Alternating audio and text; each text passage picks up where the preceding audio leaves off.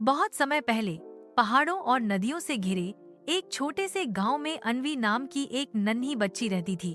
वह हमेशा आसमान की ओर देखती और सोचती, काश मैं उड़ पाती, बादलों से बातें कर पाती। एक शाम वह जंगल में खेल रही थी कि अचानक उसे एक चमचमाती सुनहरी तितली दिखी। तितली बोली, अन्वी, मैं कोई साधारण तितली नहीं हूँ, मैं जादुई तितली हूँ। यदि तुम सचमुच दिल से चाहो तो मैं तुम्हें परियों की दुनिया दिखा सकती हूँ। अन्वी की आंखें चमक उठी। उसने तुरंत हामी भर दी।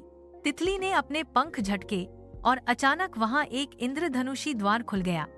जैसे ही अन्वी ने कदम रखा, वह पहुँच गई परियों के राज्य में। चारों ओर चमकते फूल, बोलते पक्षी और नाचती परियां थीं।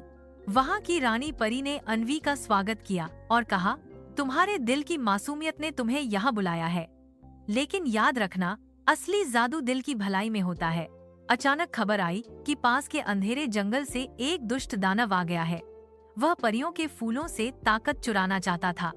सब परियां डर गईं। अन्वी ने साहस दिखाया। उसने रानी परी से पूछा, क्या मैं मदद कर सकती हूँ? रानी ने मुस्कुराकर उसे एक जादुई फूल दिया और कहा, यह फूल सिर्फ उस इंसान के हाथ में खिलेगा जिसके दिल में डर से ज्यादा हिम्मत हो।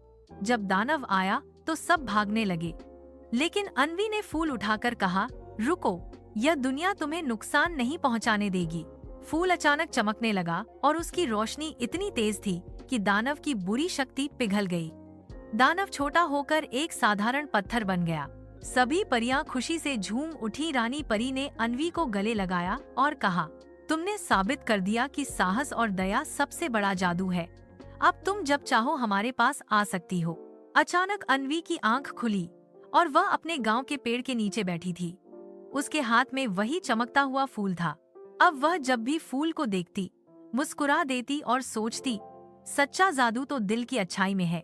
सीख, इस कहानी से हमें यही शिक्षा मिलती है कि जादू किसी छड़ी या मंत्र में नहीं, बल्कि हमारे दिल की हिम्मत और भलाई में छिपा होता है।